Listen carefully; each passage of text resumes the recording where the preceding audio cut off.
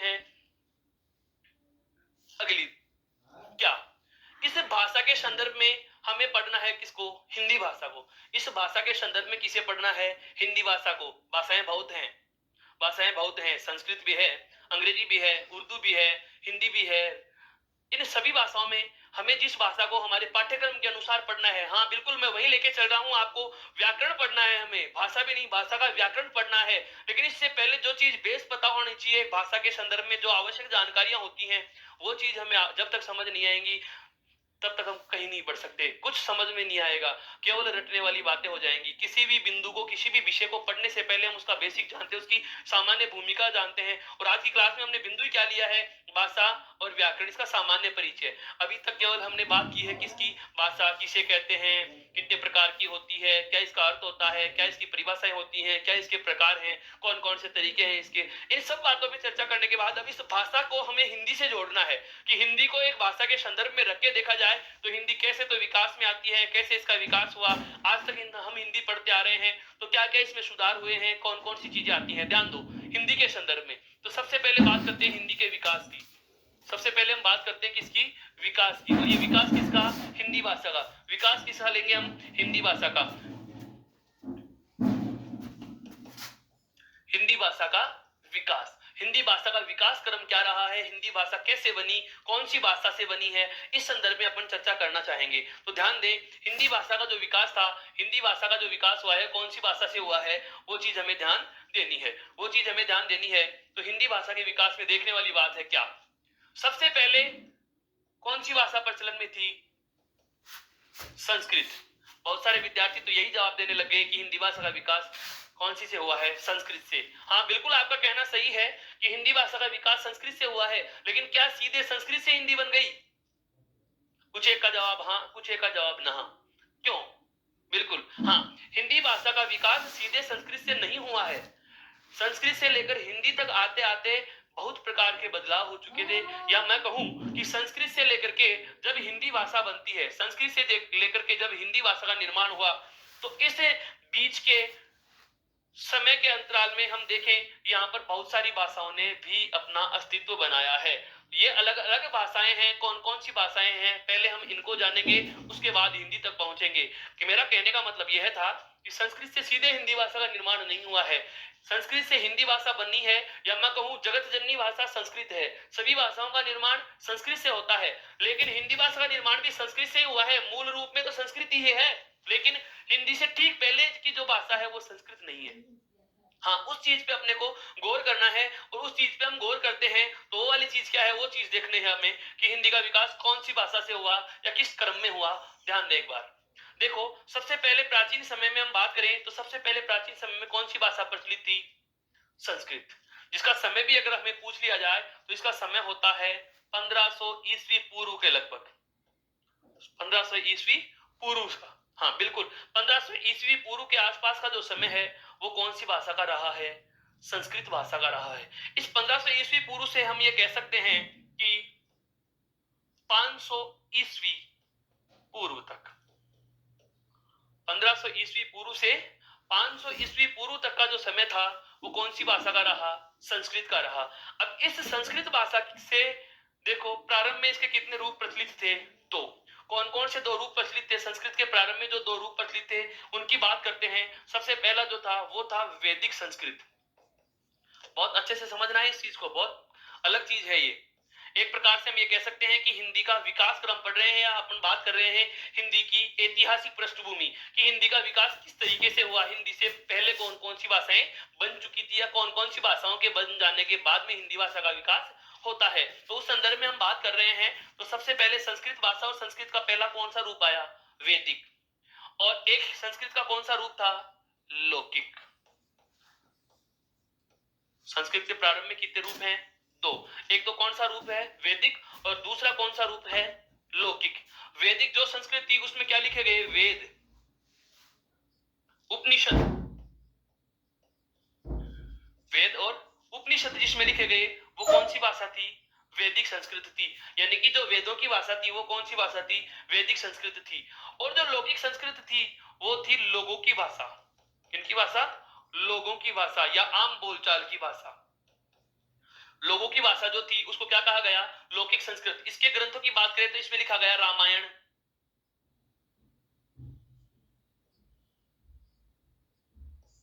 और महाभारत।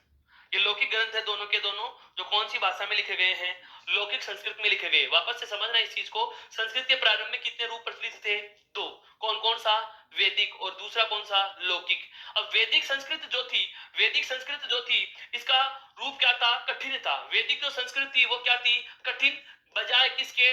लौकिक के। लौकिक रूप क्या था? सरल। लौकिक और वैदिक में क्या अंतर है ये समझो इसको जरा। हम बात करें वर्तमान के हिंदी के संदर्भ में, वर्तमान हिंदी के भी दो रूप हैं, एक है साहित्यिक हिंदी और एक है लौकिक हिंदी। लौकिक हिंदी का मतलब जो आम और आप और मैं, हम बोलचाल में जिस प्रकार का हिंदी भाषा का प्रयोग कर रहे हैं वो कौन से रूप होता है?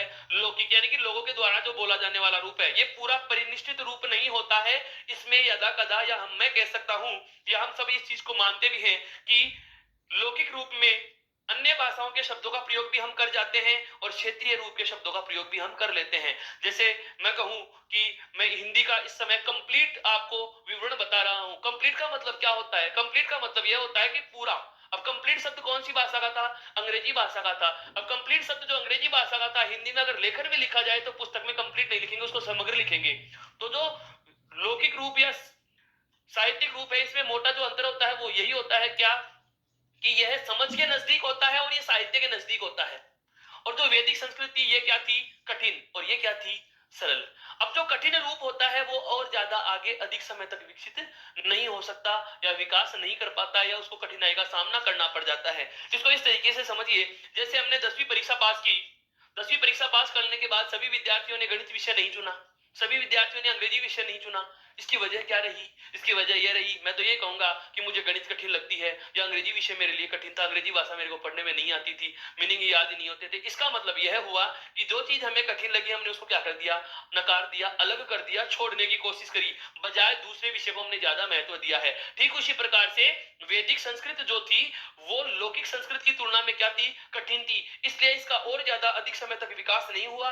और लौकिक संस्कृत जो इसकी बराबर चल रही थी, वैदिक के समय में जो लोगों के द्वारा बोली जाने वाली संस्कृत का जो लौकिक रूप था, मैंने अभी भाषा की परिभाषा में आपको बताया था कि भाषा परिवर्तनशील होती है। अब यहाँ पर ये चीज आने वाली है, ध्यान देना, एक चीज दूसरे से मैं जोड़ के पढ़ाऊंगा। हाँ, लौकिक संस्कृत क्या है? सरल। किसकी तुलना में? वैदिक में। वैदिक रूप क्या था? कठिन। वैदिक रूप कठिन होने की वजह से ये आगे विकास नहीं कर पाया। लौकिक रूप सरल है और ये धीरे धीरे धीरे धीरे समय के साथ में बदलती गई और इस लौकिक संस्कृत से एक नई भाषा का निर्माण होता है और उस भाषा का नाम आता है पाली भाषा। समझ में आ रहा है मैं क्या कहना चाह रहा हूं? वापस से समझिए इस चीज को। प्रारंभ में संस्कृत के दो रूप आए, वैदिक और लौकिक। वैदिक में कौन कौन से ग्रंथ लिखे गए? वेद और उपनिषद। वेद और उपनिषद कौन सी भाषा में लिखे गए? वैदिक संस्कृत में। और उसके साथ ही दूसरा रूप जो भाषा का चल रहा था वो कौन सा था? लौकिक रूप। वो कौन सा रूप था? लौकिक। और लौकिक कौन सी? लोगों की भाषा। और लौकिक भाषा में कौन से ग्रंथ लिखे गए? रामायण और महाभारत। रामायण और महाभारत, रामायण और महाभारत इस भाषा में लिखे गए। अब लौकिक रूप इस वैदिक रूप की तुलना में क्या है? सरल। वजह, क्योंकि हम बोलचाल की भाषा है और भाषा परिवर्तनशील संपत्ति है। यही वजह है कि लौकिक भाषा से ही कौन सी भाषा बन जाती है? पाली। समय, अगर इसे पूछ लिया जाए कि पाली भाषा का विकास कौन से समय के आसपास से हुआ, तो पाली भाषा का विकास होता है 500 ईस्वी पूर्व से 1 ईस्वी तक। लगभग समय है, ये एग्रीगेट नहीं होता है कि इसके आसपास का समय रहा है। 5-10 साल के टाइम पीरियड में इसका विकास धीरे धीरे लौकिक का कम होता गया और पाली का विकास ज्यादा होता गया। 1 ईस्वी तक आते आते पाली भाषा का विकास भी धीरे धीरे कम हो जाएगा और आगे आने वाली भाषा जन्म लेगी। देखो कैसे कि लौकिक भाषा का विकास के बाद में कौन सी भाषा बनती है? पाली। और पाली भाषा जब विकसित होती है उस समय लगभग धर्म आ जाता है हमारा कौन सा? बौद्ध धर्म। कौन सा धर्म था? बौद्ध धर्म। अब यहाँ से हिंदी विषय का क्वेश्चन नहीं है, ये प्रश्न हमारे यहाँ इतिहास विषय में काम आ सकता है कि बौद्ध धर्म की भाषा कौन सी थी? पाली।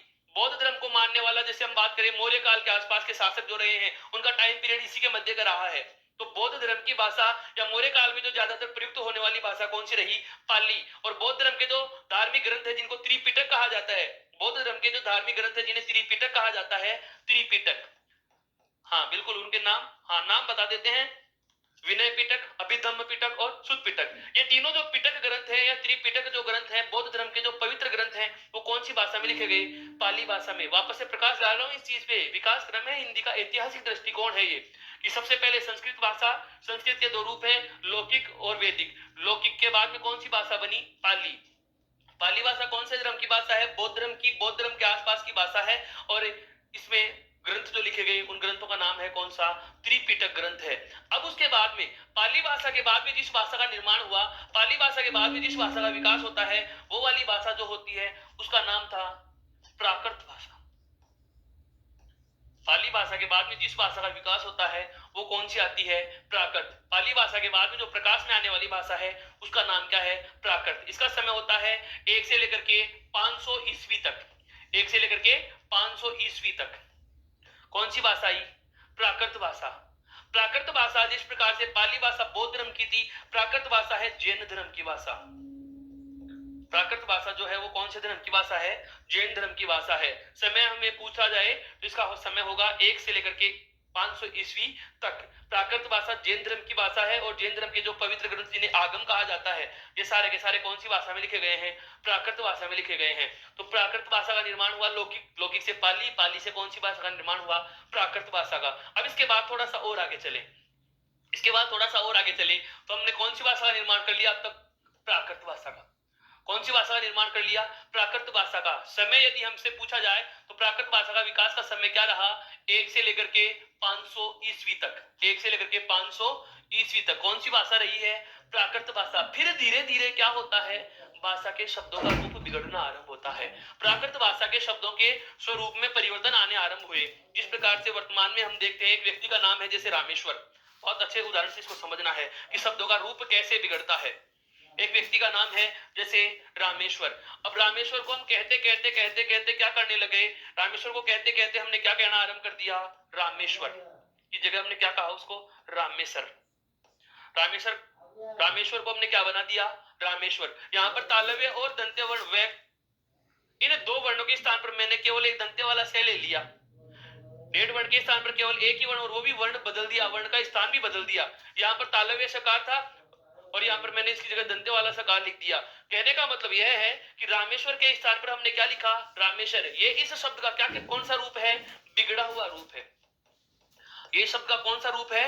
बिगड़ा हुआ रूप। और शब्द का जो बिगड़ा हुआ रूप है, जिस प्रकार से धरातल के बिगड़े हुए रूप में कह सकते हैं कि धरातल का यदि रूप उबड़ खाबड़ हो जाता है भूकंप से या ज्वालामुखी से, तो हम उसको कहते हैं कि धरातल में क्या पड़ गए? भ्रंश पड़ गए। धरातल में क्या पड़ गए? वलन पड़ गए। तो ठीक उसी प्रकार से भाषा के शब्दों का जब रूप बिगड़ जाता है तो वो भी भ्रंश बन जाता है। और जो नई भाषा बनती है प्राकृत भाषा से, उसको नाम दिया गया कौन सा? अपभ्रंश। कौन सा नाम दिया गया? अपभ्रंश। वापस से बता देता हूँ इस सारी चीज को, हाँ बिल्कुल बिल्कुल वापस से बता देता हूँ। क्या कि सबसे पहले कौन सी भाषा बनी? सबसे पहले जो भाषा बनी थी वो कौन सी थी? हमारी संस्कृत। संस्कृत के दो रूप आए, वैदिक और लौकिक। संस्कृत के दो रूप आते हैं, वैदिक और लौकिक। वैदिक और लौकिक के बाद में देखा हमने कि लौकिक संस्कृत से भाषा बनती है कौन सी? पाली। लौकिक संस्कृत से भाषा कौन सी बनी? पाली। पाली के बाद में बनी कौन सी? प्राकृत। और प्राकृत का धीरे धीरे क्या हो जाता है? शब्दों का रूप बिगड़ना आरंभ हो जाता है। रूप बिगड़ना आरंभ हो जाता है। और प्राकृत भाषा के जो शब्दों का रूप बिगड़ा, प्राकृत भाषा के जो शब्दों का रूप बिगड़ा, इस प्राकृत भाषा के शब्दों के रूप को बिगड़ने से हमारे पास जो नई भाषा बन के आई, उस भाषा का नाम हमारे को पता चलता है क्या? या हमें जो पता चला वो क्या चला? अपभ्रंश। या मैं कहूं कि प्राकृत भाषा के शब्दों का रूप बिगड़ जाने के बाद जो नई भाषा बनती है उसे कहा गया अपभ्रंश। ये बहुत ही ज्यादा महत्वपूर्ण है, नाम याद रखना इसका मित्रों। कौन सी भाषा बनी? अपभ्रंश भाषा। और समय होता है इसका 500 ईस्वी से 1000 ईस्वी तक। 500 ईस्वी से 1000 ईस्वी तक। इसे अपभ्रंश भाषा का एक प्रकार है कौन सा? सौरसेनी। इस अपभ्रंश भाषा का एक प्रकार है कौन सा?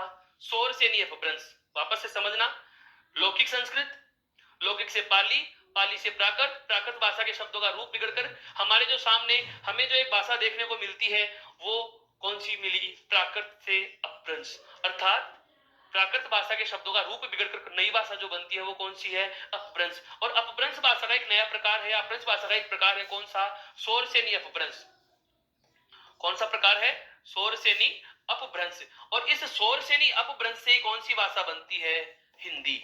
हाँ बिल्कुल, शोर से नहीं अपभ्रंश से ही कौन सी भाषा बनी? हिंदी भाषा बनी है। वापस से बता रहा हूं, सबसे पहले तो हमने कौन सी भाषा बनाई? सबसे पहले तो देखो संस्कृत। सबसे पहले तो कौन सी भाषा बनी? संस्कृत। संस्कृत के बाद में संस्कृत का कौन सा रूप लिया? वैदिक। और एक कौन सा रूप आता है? लौकिक। एक कौन सा रूप आया? लौकिक। लौकिक के बाद में हमने कौन सी भाषा देखी? पाली। पाली के बाद में हमें जो भाषा देखने को मिलती है वह मिलती है प्राकृत। कौन सी मिलती है? प्राकृत। प्राकृत के बाद में हमें जो भाषा देखने को मिलती है वो कौन सी है? अपभ्रंश। कौन सी है? अपभ्रंश। अपभ्रंश भाषा का ही एक प्रकार है कौन सा? शौरसेनी। अपभ्रंश भाषा का ही एक प्रकार है कौन सा? शौरसेनी। और इस शौरसेनी भाषा अपभ्रंश से ही कौन सी भाषा बनी है? हिंदी भाषा। हिंदी भाषा का जो ये विकास क्रम है, हिंदी भाषा का जो ये विकास क्रम है, जो 1500 ईस्वी पूर्व से आरंभ हुआ। कब से आरंभ हुआ? 1500 ईस्वी पूर्व से आरंभ हुआ, और चलते चलते यहां तक हिंदी भाषा बनते बनते तक कौन सी ईस्वी आ गई? 1000 ईस्वी। या हम कह सकते हैं 1000 वास्तविक समय जो इसका माना जाता है साहित्य के अनुसार 1050 विक्रम संवत। क्या माना गया? 1050 विक्रम संवत के आसपास तक आते आते हिंदी भाषा का चलन या प्रचलन साहित्य में हो चुका था। तो हिंदी भाषा के विकास का हमें ऐतिहासिक दृष्टिकोण से पता चल चुका है कि हिंदी भाषा का विकास कैसे कैसे हुआ है। अभी जो हम भाषा की विशेषताओं में पढ़ रहे थे कि भाषा परिवर्तनशील है, उस चीज को भी हम यहाँ से समझ सकते हैं कि देखो जैसे सबसे पहले संस्कृत है, संस्कृत के दो रूप हैं, वैदिक और लौकिक। संस्कृत के कितने रूप आ गए? वैदिक और लौकिक। सबसे पहले कौन सी आई? संस्कृत। संस्कृत के बाद में कौन से आ गए? वैदिक और लौकिक। लौकिक से कौन सी बनी? पाली। पाली से कौन सी बनी? प्राकृत। और प्राकृत भाषा से कौन सी भाषा बनी? अपभ्रंश। अपभ्रंश का ये कौन सा प्रकार है? शौरसेनी। और शौरसेनी से कौन सी बनती है? हिंदी। तो ये हिंदी भाषा का जो विकास क्रम रहा है, हिंदी भाषा का जो ये विकास क्रम रहा है, इसको देखने के बाद हमें पता चलता है कि हिंदी का विकास आज से लगभग 1000 वर्षों पूर्व ही हुआ, या हम कहें कि हिंदी अभी नवीन भाषा है। हिंदी अभी नवीन भाषा है। यह अपने अभी मानक स्वरूप के नजदीक तो आ गई है, या हम कह सकते हैं मानक स्वरूप तो इसने प्राप्त कर लिया है, लेकिन अभी इसमें और ज्यादा सुधार होते रहेंगे। ये नवीन भाषा है। इन सभी भाषाओं की तुलना में सबसे नई जो भाषा है वो कौन सी है? हिंदी। तो ये तो था हिंदी का कौन सा ऐतिहासिक दृष्टिकोण से इसका वर्गीकरण या इसका विकास। अब हम बात करते हैं क्या हिंदी का भौगोलिक दृष्टिकोण से अध्ययन करें कि हिंदी कहां कहां बोली जाती है, हिंदी का विकास कौन सी भाषा से हुआ, ये तो हमें पता चल चुका। अब अगला सवाल ये आता है कि हिंदी का विकास कहां हुआ? हिंदी का विकास कहां हुआ, या हिंदी कहां कहां प्रयोग में ली जाती है, हिंदी कहां बोली जाती है? तो इस चीज को ध्यान से समझने के लिए हम बात करते हैं हिंदी हमारे भारत में कौन से स्थान में बोली जा रही है? मध्य भारत में। कहां बोली जाती है? मध्य भारत में। ये कह सकता हूं कि वो तो ऐतिहासिक दृष्टिकोण था और ये हिंदी का एक भौगोलिक दृष्टिकोण आ गया। अब हम बात करेंगे हिंदी की किस संदर्भ से? भूगोल के संदर्भ से। हिंदी को भौगोलिक दृष्टि से अब बात करें कि हिंदी का विकास कौन से क्षेत्र में हुआ है, तो गंगा यमुना का जो मैदानी भाग था इसमें हिंदी भाषा का विकास होता है। और हिंदी भाषा का जो विकास मध्य भारत में हुआ, इसमें अगर राज्यों की भी बात कर दी जाए तो मोटे मोटे 10 राज्यों के नाम हमें याद रखने हैं, और वो कौन कौन से हैं? देखिए, झारखंड, बिहार, राजस्थान, हरियाणा, दिल्ली, छत्तीसगढ़,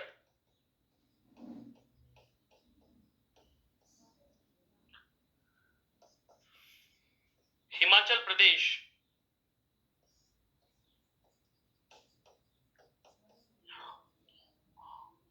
उत्तर प्रदेश,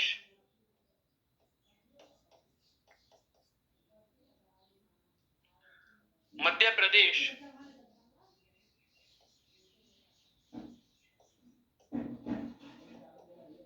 और उत्तराखंड।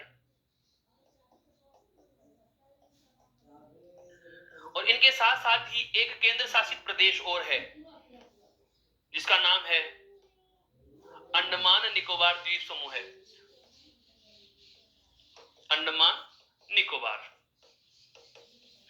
ये क्षेत्र वो है जहां पर हिंदी भाषा को प्रयोग में लिया जाता है, या मैं कह सकता हूं संविधान के जो भाषाई आधार पर तीन प्रकार के जो राज्य बने थे, क श्रेणी के, ख श्रेणी के और ग श्रेणी के। तो ये सारे के सारे 10 राज्य इस अंडमान और निकोबार सहित क्या होते हैं, एक ही श्रेणी में रखे गए हैं।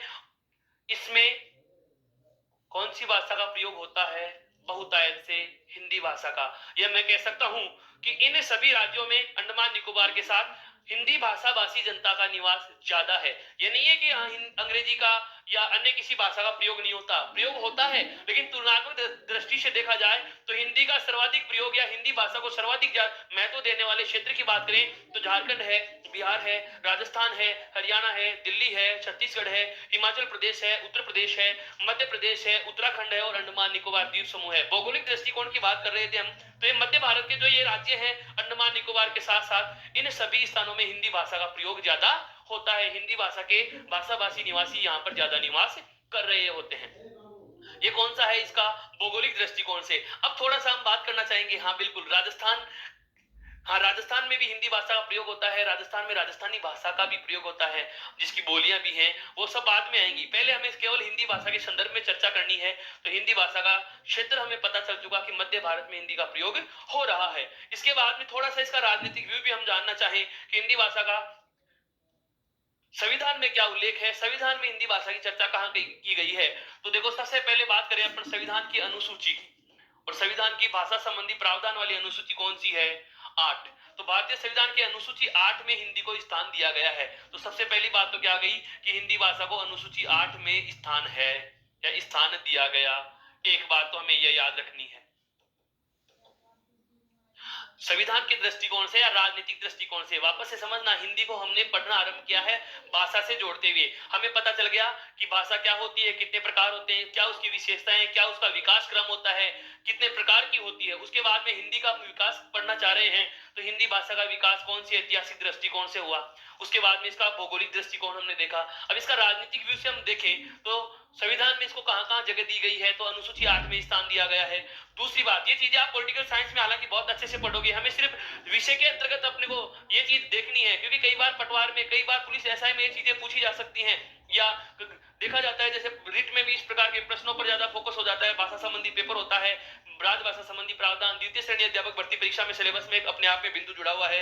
हिंदी भाषा के सब्जेक्टिव पेपर में एक ये पार्ट चलेगा हमारे, कौन सा, कि हिंदी भाषा का संवैधानिक उल्लेख और राजभाषा संबंधी अधिनियम। तो राजभाषा संबंधी अधिनियमों के बारे में वो आएगी। तो वो चीजें हम राजनीति विज्ञान में पढ़ते हैं, संविधान में अपन पढ़ते हैं, लेकिन उसके अलावा हमें थोड़ा सा जो ध्यान रखना है वो कौन सा है। एक तो अनुसूची 8 में इसको स्थान दिया गया है। इसके अलावा संविधान का कौन सा भाग 17, संविधान का भाग 17, जहां पर हिंदी को कौन सी भाषा का दर्जा दिया गया है, राजभाषा का। हिंदी को कौन सी भाषा का दर्जा दिया गया है, राजभाषा का दर्जा दिया गया है। और इस राजभाषा से संबंधित जो अनुच्छेद हैं 343 से लेकर के अनुच्छेद 351 तक, अनुच्छेद 343 से लेकर के 351 तक जो उल्लेख किया गया है, राजभाषा संबंधी प्रावधानों का उल्लेख किया गया है संविधान के भाग 17 में, वहां यहां भी हिंदी को स्थान मिलता है। तो ये हिंदी का हमने संवैधानिक दृष्टिकोण देखा है, ये हिंदी का हमने संवैधानिक उल्लेख किया है कि संविधान में हमारी हिंदी भाषा को कहां पर स्थान दिया गया है। और ये 351 जो एक प्रकार से मूल कर्तव्य में भी इसको गिनते हैं, कई बार मूल कर्तव्य में नहीं गिनते, नीति निर्देशक तत्वों में भी इसको जोड़ के पढ़ लिया जाता है कि प्रत्येक राज्य का ये कर्तव्य होगा कि वहां की राजभाषा का विकास करे। प्रत्येक राज्य के निवासियों का भी ये कर्तव्य होता है कि हमारे वो अपनी मातृभाषा और राजभाषा का अस्तित्व बचाए रखें। तो इस प्रकार के जो भाषा संबंधी प्रावधान है, जो अनुसूची 8 में इसका उल्लेख है, ये हमारी भाषा या हमारी हिंदी भाषा के संवैधानिक दृष्टिकोण को, ये इसके संवैधानिक महत्व को उजागर करता है। तो दोस्तों, यहाँ तक तो केवल हिंदी का क्या था, विकास क्रम था कि ऐतिहासिक दृष्टिकोण से, भौगोलिक दृष्टिकोण से और राजनीतिक दृष्टिकोण से हिंदी भाषा कौन सी भाषा से बनी, कब बनी, हिंदी भाषा का विकास कौन सी भाषा से हुआ, इस संदर्भ में प्रश्न पूछा जा सकता है। अब विकास में से प्रश्न कहां से आएंगे, उस चीज को भी हमें ध्यान में देना है। अगर सवाल आपसे पूछ लिया जाए कि हिंदी भाषा का विकास कौन सी भाषा से हुआ, और यदि विकल्प में संस्कृत भी दे दिया जाए, समझना मैं प्रश्न बोल रहा हूं बहुत अच्छा, विकास के संदर्भ में पूछा गया प्रश्न है, बहुत बार दोहराया गया है इस प्रश्न को, हिंदी भाषा का विकास हुआ है, और विकल्प सुनना, संस्कृत से, अपभ्रंश से, शौर से नहीं अपभ्रंश से, उपरोक्त सभी। हाँ, प्रश्न वापस से दोहरा रहा हूं, हिंदी भाषा का विकास हुआ है संस्कृत से, अपभ्रंश से, शौर से नहीं अपभ्रंश से, उपरोक्त में से कोई नहीं। संस्कृत अपभ्रंश, स्वर से नहीं अपभ्रंश। बिल्कुल इसका आंसर होगा स्वर से नहीं अपभ्रंश। क्यों? क्योंकि हम नजदीकी जवाब को पहले चुनेंगे। यदि हमारे विकल्प में स्वर से नहीं अपभ्रंश नहीं होता तो हमारा जवाब होगा अपभ्रंश। यदि अपभ्रंश और स्वर से नहीं अपभ्रंश दोनों यदि जवाब में नहीं होंगे तो केवल एक ही जवाब हमारे पास बचता है, वो कौन सा होता है? संस्कृत। दूसरा जो प्रश्न इसका बनता है भाषा के क्षेत्र के आधार पर कि भाषा कौन से, हिंदी भाषा जो है वो कौन से क्षेत्र में बोली जाती है, तो जवाब होता है मध्य भारत में। हिंदी भाषा के प्रयोग करने वाले श्रेणी के राज्यों में कौन सा है और नहीं है, इस संदर्भ में भी प्रश्न पूछा गया है। तो इन 10 राज्यों में से आपको 3 राज्य देकर के एक अन्य राज्य का नाम भी हमें मिल सकता है, या क्या करेगा इन 10 में से किसी एक राज्य का नाम ले लिया जाएगा और 3 अन्य राज्यों के नाम देकर के भी प्रश्न के विकल्प बनाए जा सकते हैं। तो इन बातों का जरा हमें ध्यान रखना होगा। और उसके बाद में संवैधानिक प्रावधानों में कौन सी अनुसूची में इसे स्थान दिया गया है? अनुसूची 8 में। कौन से भाग में राजभाषा का उल्लेख है? 17 में। हाँ बिल्कुल आपका कहना मैं समझ गया, राजभाषा क्या होती है इसके बारे में हम अभी बात करने वाले हैं। भाग 17 में इसको स्थान दिया गया है। अनुच्छेदों की बात करें तो अनुच्छेद 343 से लेकर के 351 तक, 343 से लेकर के 351 तक ये कुल 8 अनुच्छेद जो हैं वो 8 अनुच्छेद किसको हाँ बिल्कुल, हाँ इसको महत्व प्रदान करते हैं। ये 8 के 8 अनुच्छेद राजभाषा संबंधी हैं। अब आगे बढ़ते हैं, देखिए इसमें भाषा का स्वरूप बता रहा हूं। बिल्कुल अभी जो शब्द आया है उसके संदर्भ में समझना। देखो एक तो होती है बोली, एक होती है भाषा, एक होती है मातृभाषा, एक होती है राजभाषा और एक होती है राष्ट्रभाषा। ये स्वरूप समझना भाषा का बहुत अच्छी चीज है, ये आवश्यक है, हमें जानना जरूरी है। हाँ बिल्कुल, भाषा के स्वरूप की हम बात करें तो ये कुछ एक पारिभाषिक शब्द हैं। मोटे तौर पर देखा जाए तो प्रथम परिचय में तो हमें लगता है कि सारी चीजें एक ही होंगी, चलो एक नहीं है। फिर हमें ये लगता है कि ये दोनों एक होंगी, राजभाषा और राष्ट्रभाषा। फिर पता लगा कि ये दोनों भी एक नहीं है, ये दोनों भी एक नहीं है। फिर लगता है कि ये तो कोई चीज है ही नहीं। तो क्या है बोली, क्या है भाषा, क्या है मातृभाषा, कौन सी है राजभाषा, क्या है राष्ट्रभाषा? तो इस संदर्भ में हम बात करना चाहें तो सबसे पहले बात करते हैं किसकी? बोली की, कि बोली किसे कहा जाता है। तो बोली और भाषा जो है इन दोनों में एक संबंध पाया जाता है। क्या? बहुत सारी बोलियां मिलकर के किसका निर्माण करती हैं? भाषा का निर्माण करती हैं। बहुत सारी बोलियों को समाहित करके क्या बनाई जा सकती है? भाषा बनाई जा सकती है। बोली का जो क्षेत्र होता है वो सीमित होता है, बोली का जो क्षेत्र होता है वो क्या होता है? सीमित। हाँ हाँ बिल्कुल बिल्कुल बिल्कुल, इसमें क्षेत्रीय अंतर ही पाया जाता है। बिल्कुल समझ में आ गया। हम इसको ये कह सकते हैं कि इसमें क्या अंतर पाया जाता है? क्षेत्रीय अंतर पाया जाता है। क्या? कि इसका क्षेत्र तो क्या होता है? कम, और इसका क्षेत्र क्या होता है? ज्यादा। इसका क्षेत्र क्या होता है? ज्यादा। भाषा और बोली में एक ही फर्क पाया जाता है, एरिया का। जैसे मैं कहूं संपूर्ण राजस्थान की अगर हम बात करते हैं, हमारे संपूर्ण राजस्थान की बात करते हैं, ये विषम कोणीय चतुर्भुज के रूप में हम राजस्थान का एक मैप का अनुमान लेते हैं। इस राजस्थान के मैप की अगर अपन बात करें तो जैसे ये जयपुर वाला एरिया ढूंढाड़ी भाषा का है। कौन सी भाषा का है? ढूंढाड़ी भाषा का है। इसके बाद में जैसे यहाँ बात की जाए उदयपुर वाला ये क्षेत्र जो है वो कौन सी भाषा में आ रहा है? मेवाड़ी भाषा में। कौन सी भाषा में आ रहा है? मेवाड़ी में। अलवर भरतपुर धौलपुर करौली वाला ये वाला जो क्षेत्र है वो कौन सी भाषा का है? मेवाती भाषा का है। कौन सी भाषा का है? मेवाती भाषा का है। लेकिन क्या मेवाती और ये वाला जो कोटा बूंदी बाराजा लवाड़ वाला क्षेत्र है ये कौन सी भाषा का है? हाड़ौती भाषा का है। अब इन सभी संदर्भों को अगर हम देखते हैं तो यहाँ पर भी तो भाषा बोली जाती है कुछ ना कुछ, यहाँ पर भी बोली ही जाती है, यहाँ भी बोली जाती है। इसका मतलब क्या हुआ कि जब कोई सीमित क्षेत्र में कोई भाषा प्रयुक्त की जाती है, समझना बहुत अच्छे से, क्षेत्र क्या हो? कम हो। जब किसी भी भाषा का क्या हो? क्षेत्र कम होने पर, क्षेत्र कम होने पर भाषा का स्वरूप किस नाम से जाना जाएगा? बोली के नाम से जाना जाता है। समझ में आया होगा ये बहुत अच्छे से। अगर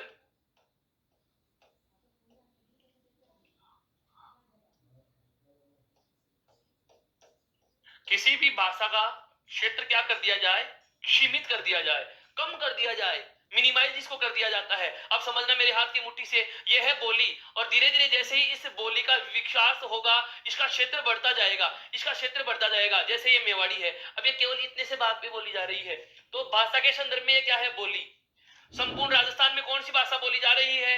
राजस्थानी। संपूर्ण राजस्थान में कौन सी भाषा बोली जा रही है? राजस्थानी।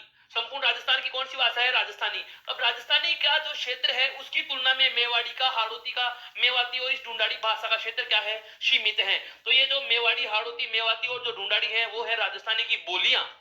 हाँ, और राजस्थानी क्या हो जाएगी? भाषा। मेरा मतलब यह है कि इसका क्षेत्र क्या होता है? सीमित, और इसका क्षेत्र क्या होता है? व्यापक या अधिक या ज्यादा। तो इन दोनों का अंतर समझ में आ गया कि जब बोली का क्षेत्र, इस पे गौर करना कि जब बोली का क्षेत्र बढ़ता जाता है तो धीरे धीरे वो किस में बदल जाती है? भाषा में बदल जाती है। और यदि भाषा का क्षेत्र धीरे धीरे कम होता जाए, और यदि भाषा का क्षेत्र कम होता जाता है तो धीरे धीरे अंतिम रूप में आकर के वो क्या रह जाती है? बोली रह जाती है। दोनों चीजें समझ में आ चुकी होंगी क्या? कि यदि बोली के क्षेत्र को व्यापक कर दिया जाए तो क्या बन जाएगी? भाषा। और यदि भाषा के क्षेत्र को कम कर दिया जाए, तो वो क्या बच जाती है? बोली बच जाती है, बोली रह जाती है। ये दोनों चीजें समझ में आ गई। अगली बात आती है किसकी? मातृभाषा की। मातृभाषा। मातृभाषा क्या होती है? तो ध्यान देना, मातृभाषा है जो माता के मुख से सीखते हैं। मातृभाषा के संदर्भ में कहेंगे जो हम माता के मुख से सीखते हैं।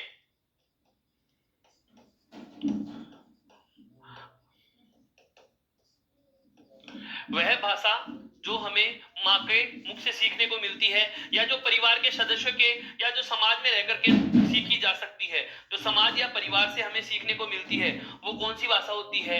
मातृभाषा होती है। इस मातृभाषा को भी पारिभाषिक बनाने और इसको महत्व देने की एक वजह है, और वो वजह क्या है? ध्यान देना, मातृभाषा विचार अभिव्यक्ति का मजबूत माध्यम होती है। मातृभाषा जो होती है इसके लिए बहुत अच्छी विशेषता होती है। वो क्या होती है? विचारों की अभिव्यक्ति का मजबूत माध्यम। विचारों की अभिव्यक्ति का मजबूत माध्यम। मजबूत का माध्यम का संदर्भ कैसे है कि एक व्यक्ति को यह कहा जाए कि आपको अपने बारे में जो भी कुछ बताना है, या आपने जो यहाँ पर महसूस कर रहे हो, उन सब चीजों को बहुत अच्छे तरीके से व्यक्त करना है। सामने वाले को कैसे भी समझाओ, लेकिन आप इसको संतुष्ट करोगे। अगर आप भाषा का चुनाव करोगे तो प्रत्येक व्यक्ति कौन सी भाषा का चुनाव करता है? मातृभाषा का। क्यों? क्योंकि यह वह भाषा होती है जिस पर हमारा सबसे ज्यादा नियंत्रण होता है। जरूरी नहीं है कि ढूंढाड़ी हो, क्षेत्रीय हो, मारवाड़ी हो, जोधपुरी हो, यह आवश्यक नहीं है। यहाँ पर भाषा के, मातृभाषा का संदर्भ यह है कि जिस भाषा को हम समाज में रह करके या हम ज्यादा व्यवहार में प्रयोग में लेने से इतना अधिक सीख जाते हैं कि उस पर हमारा बहुत अच्छा नियंत्रण हो जाता है अन्य भाषाओं की तुलना में, तो वो भाषा हमारी नजर में क्या बन जाती है? मातृभाषा। और ये मातृभाषा कोई निश्चित नहीं होती, अंग्रेजी भी हो सकती है, हिंदी भी हो सकती है।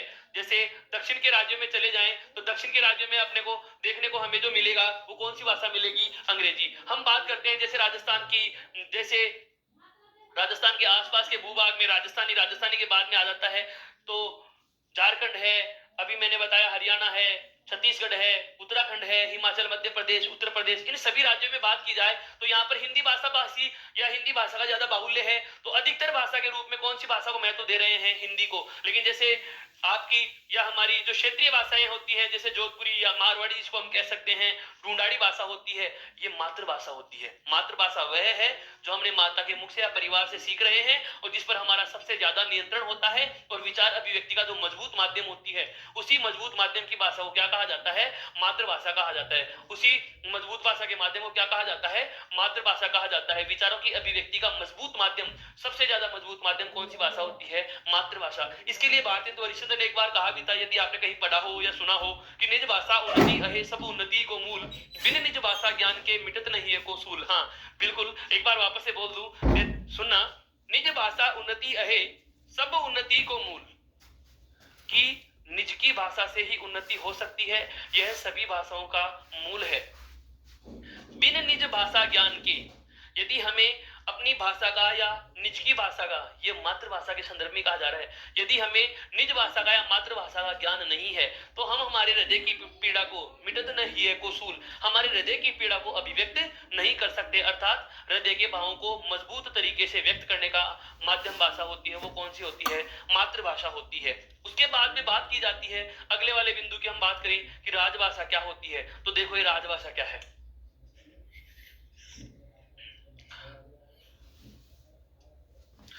राजभाषा होती है शासन की भाषा, या आप इसे कह सकते हैं प्रशासन की भाषा।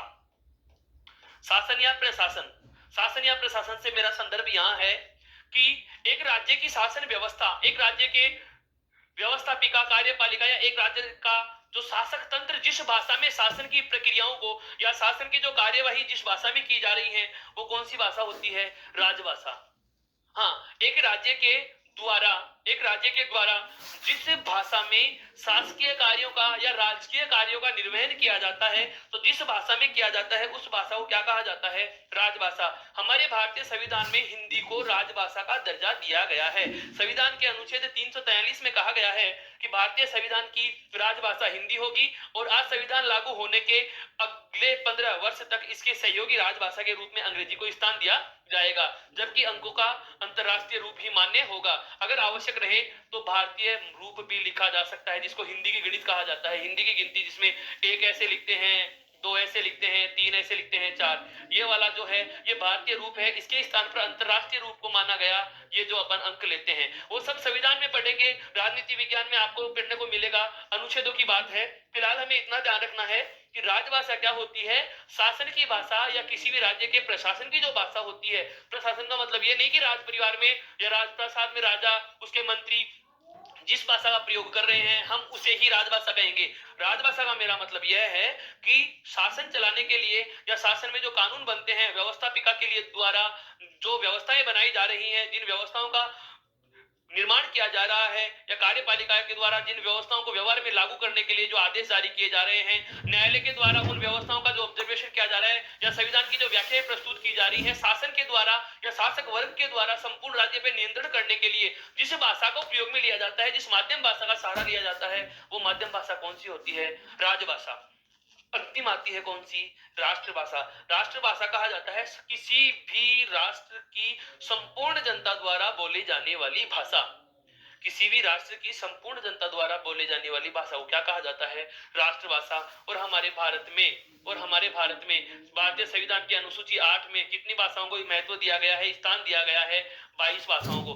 22 भाषाओं को हम भारतीय संविधान में स्थान देते हैं। इसका मतलब यह हुआ कि भारतीय संविधान में कोई भाषा राष्ट्रभाषा नहीं है। हमारे भारतीय संविधान में कोई धर्म भारतीय संविधान का धर्म नहीं है। कहने का मतलब राष्ट्र धर्म और राष्ट्रभाषा की बात की जाए तो इस संदर्भ में भारतीय संविधान में अनेक धर्मों को और अनेक भाषाओं को बराबर का दर्जा दिया गया है। बस इतना सा ध्यान रखना है कि जैसे विदेशी राज्य होते हैं, जैसे फ्रांस में फ्रेंच को, हाँ बिल्कुल, फ्रांस में फ्रेंच है, जैसे अरेबिक राज्य हैं जिसमें अरबी भाषा को, बहुत सारे राज्य हैं जो भाषाई आधार पर बने हुए हैं।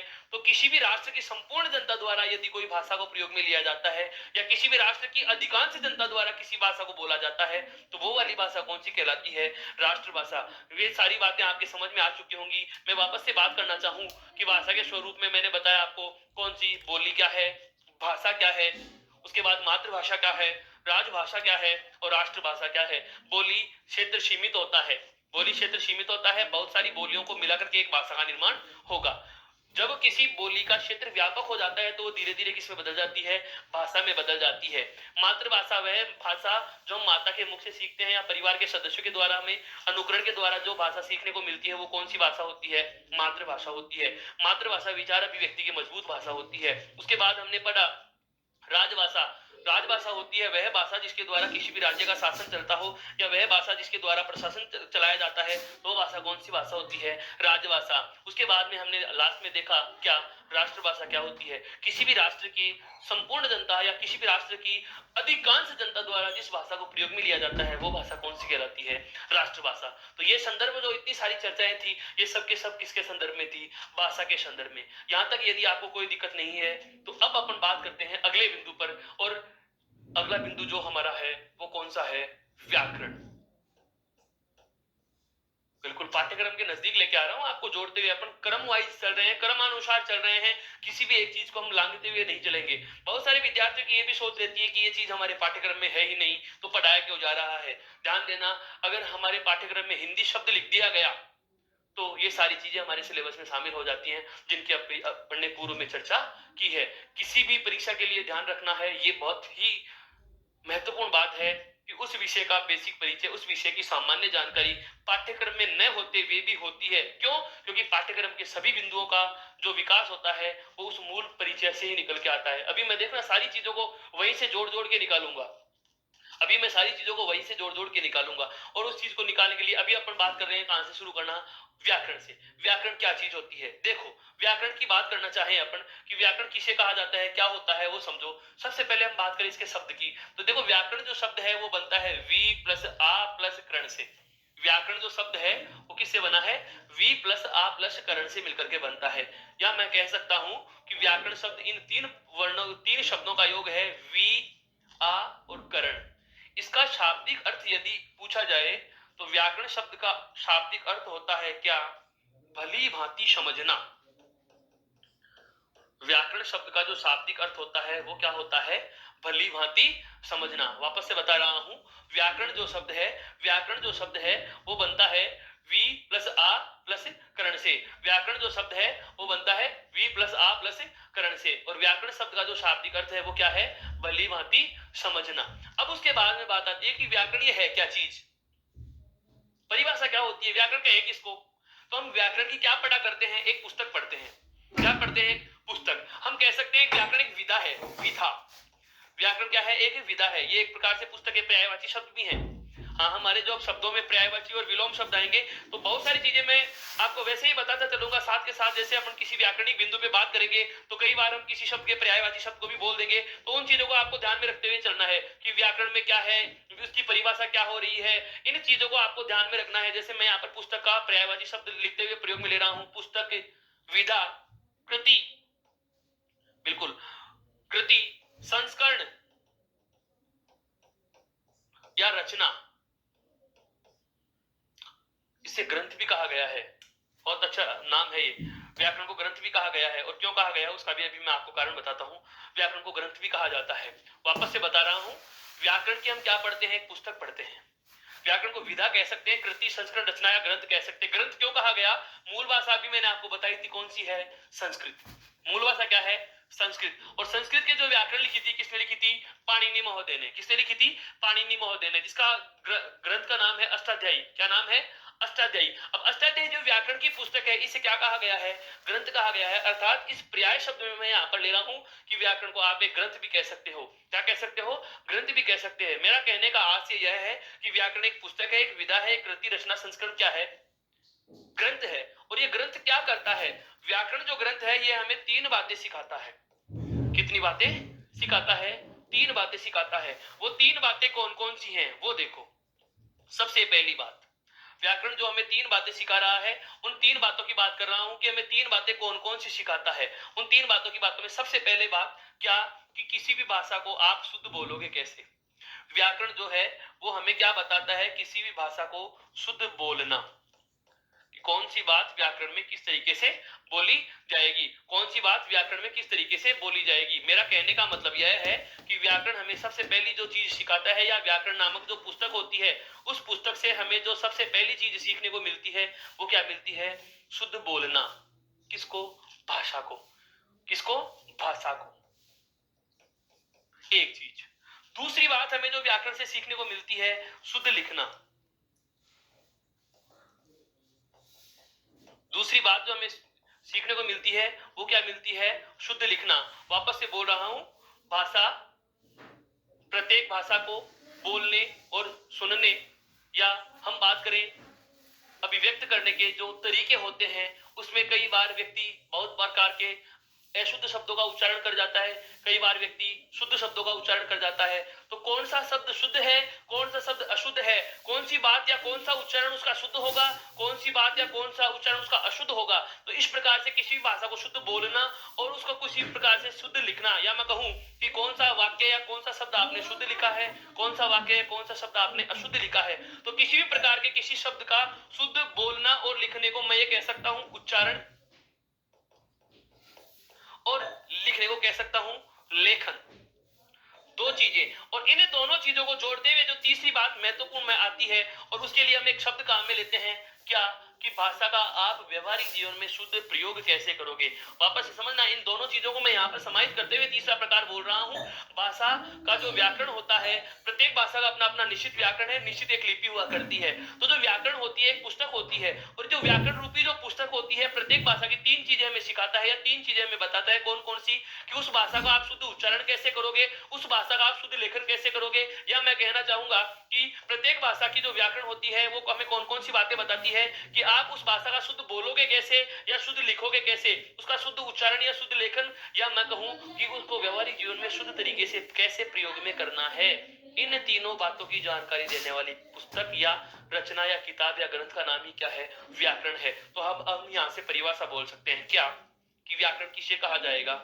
तो व्याकरण एक ऐसा ग्रंथ है या व्याकरण एक ऐसी पुस्तक है जो हमें किसी भी भाषा के शुद्ध उच्चारण का, शुद्ध लेखन का या व्यवहारिक जीवन में शुद्ध प्रयोग का ज्ञान प्रदान करता है। या ऐसी रचना या ऐसा ग्रंथ जो किसी भाषा के शुद्ध लेखन और उच्चारण और उसके प्रयोग का ज्ञान प्रदान करता है, ऐसी पुस्तक को क्या कहा जाएगा, व्याकरण कहा जाएगा। हाँ, शायद आप ये बात समझ चुके होंगे, एक बार वापस से दोहरान कर देता हूं कि व्याकरण जो शब्द है वो वी प्लस आ प्लस करण से बना है। व्याकरण जो शब्द है वी आ और करण से मिलकर बना है, जिसका शाब्दिक अर्थ होता है, ये तो इसका शाब्दिक विवेचन है कि ये बना कैसे, वी आ और करण से, वी आ और करण से मिलकर बना है, और इसका शाब्दिक अर्थ होता है भली भांति समझना। इसका शाब्दिक अर्थ क्या होता है, भली भांति समझना। उसके बाद में बात आती है, वो क्या आ जाती है कि व्याकरण क्या होती है, पुस्तक होती है जो हमें कितनी बातें सिखाती है, तीन। कौन कौन सी, एक तो किसी भी भाषा को शुद्ध बोलोगे कैसे, एक किसी भी भाषा को शुद्ध लिखोगे कैसे, और एक किसी भी भाषा का प्रयोग शुद्ध तरीके से कैसे किया जाएगा। या मैं कहूं कि किसी भी भाषा का शुद्ध उच्चारण, उसका शुद्ध लेखन और उसके शुद्ध प्रयोग का ज्ञान प्रदान करने वाली पुस्तक का नाम ही क्या होगा, व्याकरण होगा। अब बात आती है आगे, देखो क्या,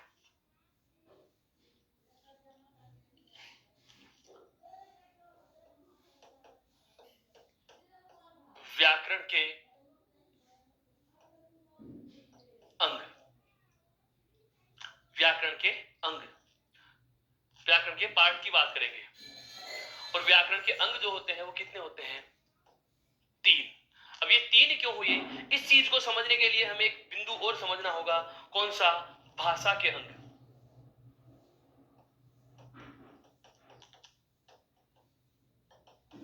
भाषा जिसे हमने एक साधन का नाम दिया, एक माध्यम का नाम दिया। अभी हमें पता था कि जो भाषा होती है एक साधन होती है। साधन क्या, एक व्यक्ति के द्वारा या एक व्यक्तियों के समूह के द्वारा दूसरे व्यक्ति या दूसरे व्यक्तियों के समूह तक विचारों के आदान प्रदान का, जो लेन देन का, विचारों के विनिमय का जो साधन होता है, उसी साधन या विचार विनिमय के माध्यम का अपन ने नाम क्या दिया है, भाषा दिया है। तो एक साधन जो है, कोई पार्ट्स तो होते हैं, जैसे गाड़ी है, गाड़ी के भी पार्ट्स हैं, जैसे टायर है, उसका इंजन है, उसका स्टीयरिंग है, बैठने की सीट है। इसी प्रकार से भाषा रूपी साधन के भी कुछ एक अंग होते हैं। और भाषा जो साधन है, भाषा के जो अंग हैं वो तीन है। कौन कौन से, एक तो है वर्ण, एक है शब्द, और एक क्या है, वाक्य। भाषा के जो साधन होते हैं वो कितने हैं, तीन। कौन कौन से, वर्ण, शब्द और वाक्य। व्याकरण का काम क्या होता है, किसी भी भाषा को शुद्धता प्रदान करना। ये संबंध है इसमें, और कोई अलग से चीज नहीं आएगी। भाषा और व्याकरण दोनों चीजें एक ही, भाषा और व्याकरण के जो अंग होते हैं वो यही है, समान ही है। चाहे आप इन्हें भाषा के अंग कह सकते हो, आप चाहे तो इन्हें व्याकरण के अंग कह सकते हो। इन दोनों चीजों को एक समान क्यों कहा, ये वजह समझनी है क्या, कि व्याकरण के अंग भी मैंने कितने माने, तीन, और भाषा के अंग भी कितने हैं, तीन। ये तीनों अलग अलग नहीं है। भाषा और व्याकरण, इन दोनों के अंगों का नाम यही है, वर्ण, शब्द और वाक्य। अब सवाल हमारे जहन में यह आ रहा है कि सर व्याकरण होती है अलग, भाषा है अलग, तो इन दोनों के अंग समान क्यों हो गए। भाषा तो एक साधन है, भाषा तो एक माध्यम का नाम है, जबकि व्याकरण जो होता है इस भाषा को शुद्धता प्रदान करने वाली पुस्तक का नाम है। ऐसे समझिए कि भाषा रूपी हमें भवन बनाना है, भाषा रूपी हमें क्या बनाना है, भवन बनाना है। अब किसी भी भवन का यदि निर्माण करना हो, किसी भी भवन का यदि हमें निर्माण करना हो, तो हमारे लिए जो आवश्यक शर्तें होती हैं, हमारे लिए जो आवश्यक चीजें होती हैं, हमारे लिए जो आवश्यक चीजें होती हैं, उसमें हम देखते हैं दो महत्वपूर्ण। क्या क्या? एक तो उसके लिए हमें अभियंता की आवश्यकता पड़ती है। अभियंता की आवश्यकता क्यों पड़ती है, इंजीनियर की आवश्यकता क्यों पड़ती है? कि हमें मकान जो बनाना है उसका एक तो नक्शा बनवाना हो, जिसको हम कह सकते हैं नक्शानविश, ठीक है। और एक हमें ठेकेदार की आवश्यकता पड़ रही है। ठेकेदार की आवश्यकता क्यों पड़ी? ठेकेदार की आवश्यकता इसलिए पड़ रही है कि जो इंजीनियर या अभियंता ने जो नक्शा बना करके दिया है, उसको मूर्त रूप में खड़ा कौन करेगा, उसको मूर्त रूप में खड़ा कौन करेगा। इसको आप इस संदर्भ से भी समझ सकते हो कि इस भाषा रूपी मकान को बनाने के लिए भी इसी प्रकार के दो अभियंता और ठेकेदार हुआ करते हैं। अभियंता और ठेकेदार को मैं ये कह सकता हूं कि कौन सी भाषा में कौन सी चीज किस तरीके से लिखी जाती है, ये चीज निर्धारित कौन करता है? लिपि। ये चीज कौन करता है? निर्धारित लिपि निर्धारित करती है। ये दो तीन तथ्य हैं, आपको अलग से बता दूंगा मैं अभी क्या क्या, कि एक तो इसकी लिपि क्या होती है, कौन से परिवार की भाषा होती है, ये वाली चीजें भी थोड़ी रही हैं, अभी उनके बारे में बात करेंगे। उससे पहले समझना है हमें कि भाषा रूपी भवन को बनाने के लिए जो नक्शा बनाने का काम है, कहने का मतलब हिंदी भाषा में या किसी भी भाषा में कौन सा वर्ण, कौन सा शब्द, कौन सा वाक्य किस तरीके से लिखा जाएगा, इस चीज का निर्धारण करने वाली जो शर्तें जो निर्धारित जिसने करी है वो कौन होती है? लिपि। और उन्हें लिपि चिन्हों पर या जो निर्धारित रूप होता है, उस निर्धारित रूप में लिखा गया वर्ण वास्तव में सही है या नहीं है, इसकी जांच करने वाला जो ठेकेदार है उसका नाम क्या है? व्याकरण है। वापस में समझना बहुत अच्छे तरीके से इसको। जैसे मान लीजिएगा हिंदी भाषा में क वर्ण ऐसे ही लिखा जाएगा, हिंदी व्याकरण में या हिंदी भाषा में क वर्ण को ऐसे लिखा जाएगा, हिंदी भाषा में क वर्ण को ऐसे लिखा जाएगा, यह किसने कहा? क्यों? मेरे को तो ऐसा लग रहा है कि क को ऐसे लिखा जाना चाहिए, मुझे अच्छा यह लगता है। अब आप ये कहोगे कि सर ये तो गलत है। क्यों गलत है? आप कहोगे सर ऐसे लिखा जाता है इसलिए गलत है, लेकिन ये कहा किसने कि ऐसे लिखा जाएगा? हिंदी भाषा में कौन सा वर्ण किस तरीके से, कौन से ध्वनि चिन्ह को आप किस तरीके से लिपिबद्ध करोगे, इस चीज का निर्धारण किसने किया है? लिपि ने। कौन सा वर्ण किस तरीके से लिखा जाएगा, वापस से बता रहा हूं, वर्ण या ध्वनि चिन्ह, वर्ण या ध्वनि चिन्ह कैसे लिखे जाएंगे, कैसे लिखे जाएंगे, यह निर्धारित कौन करता है? लिपि। अब उस निर्धारित रूप के अनुसार, उस निर्धारित रूप के अनुसार आपने जो लिखा है, उस निर्धारित रूप के अनुसार जो आपने लेखन किया है, वह वास्तव में सही है या नहीं है, इस चीज की जांच कौन कर रहा है? व्याकरण कर रहा है। अब हम बात करते हैं किसके संदर्भ में? अब हम बात करते हैं किसके संदर्भ में? व्याकरण के संदर्भ में। कि व्याकरण का काम क्या रहा? तो व्याकरण कर रही है किससे? शुद्ध भाषा को। शुद्ध भाषा में जैसे क वर्ण ऐसे लिखा जाएगा, ये शुद्ध है या नहीं, ये काम किसका रहा है? व्याकरण का। तो व्याकरण सही किससे करेगी? भाषा के अंगों को। क्यों? भाषा के अंग है तीन, वर्ण, शब्द और वाक्य, इन तीनों से मिलकर भाषा बनती है। मेरा कहने का मतलब यह हुआ कि एक साधन के तीन पार्ट हो गए, अगर हमें उस साधन को पूरे को सही करना है तो इन तीनों पार्टों को सही कर देंगे, पूरा साधन सही हो जाएगा। मेरा कहने का मतलब यही हुआ कि व्याकरण का काम क्या है? वर्ण, शब्द और वाक्यों को शुद्ध करना, अर्थात इन तीन को ही तो व्याकरण शुद्ध करेगा, तभी तो भाषा शुद्ध होगी। नहीं समझे? वापस से बता रहा हूं, व्याकरण का काम क्या होता है? भाषा को शुद्ध करने का। व्याकरण का कार्य क्या होता है? भाषा के जो निर्धारित रूप होता है उसकी जांच करना कि शुद्ध लिखा है या नहीं, शुद्ध बोला गया है या नहीं बोला गया। अब हमें ये पता है कि भाषा के तीन अंग हैं। कौन कौन से हैं? वर्ण है। भाषा के जो अंग हैं वो तीन कौन कौन से हैं? एक तो है वर्ण, एक है कौन सा? शब्द, और एक कौन सा है? वाक्य। वर्ण, शब्द और वाक्य, यदि ये तीनों चीजें शुद्ध हो जाएंगी तो पूरी भाषा शुद्ध हो जाएगी। और इनको शुद्ध करने का काम कौन कर रहा है? व्याकरण। अर्थात भाषा के अंगों को शुद्ध करने वाले ग्रंथ का नाम ही तो अपन व्याकरण ले रहे हैं, तो व्याकरण के अंग भी तो यही रहेंगे, क्योंकि ये इन्हीं को तो शुद्ध करेगा। कहने का मतलब यह हुआ कि चाहे आपको व्याकरण के अंग पूछे चाहे भाषा के अंग पूछे, जवाब एक ही होगा। क्या? कि व्याकरण हो चाहे भाषा हो, व्याकरण और भाषा इन दोनों के अंग कितने होते हैं? तीन अंग होते हैं। और उन तीनों के नाम क्या क्या है? वर्ण, शब्द और वाक्य। वर्ण, शब्द और वाक्य। यहां तक की बात आपके बहुत अच्छे से समझ में आ चुकी होगी। अब हम बात करते हैं आगे, जो एक आपके रहा क्या कि ये लिपि वाला क्या चक्कर है, उस चीज को भी मैं थोड़ा सा और बता देता हूं। देखिए एक बार,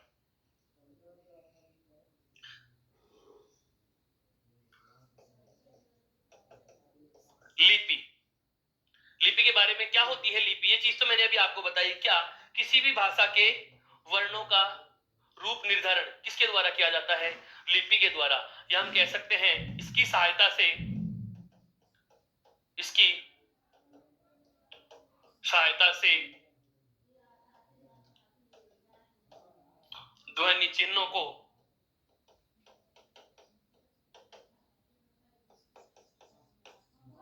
लिखित रूप प्रदान किया जाता है, लिखित रूप प्रदान किया जाता है।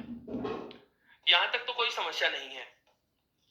दूसरी बात, हमारी हिंदी के संदर्भ में हिंदी भाषा की लिपि कौन सी है? ये दो तीन तथ्य हैं, नोट कर लेना इसको। हिंदी भाषा की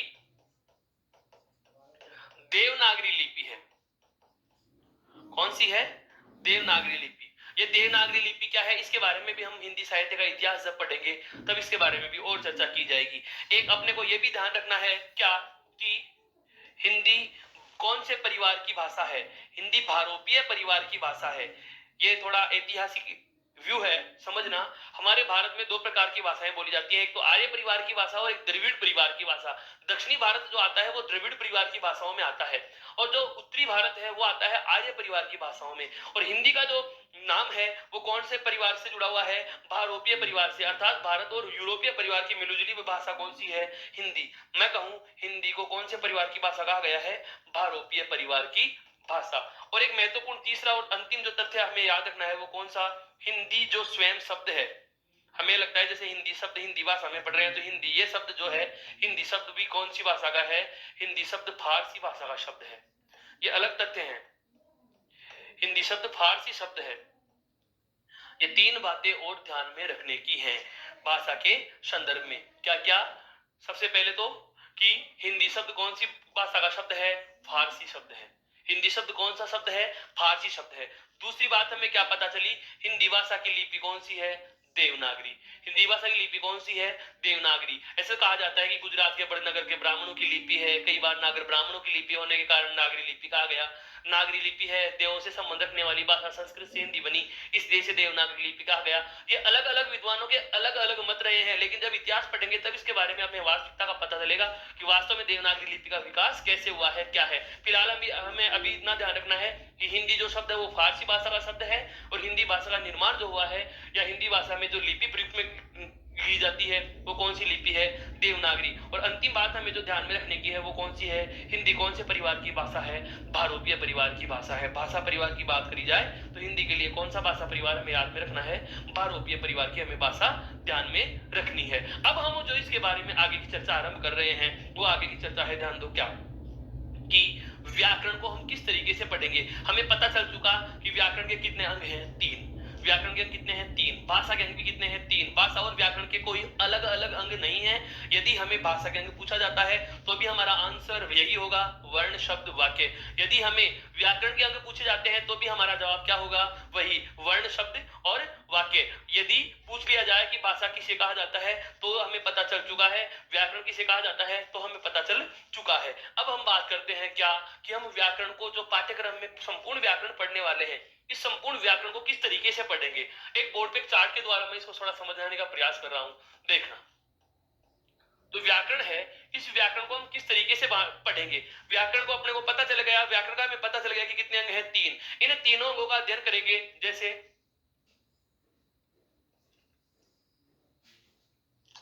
सबसे पहला जो आएगा कौन सा है अंग? वर्ण।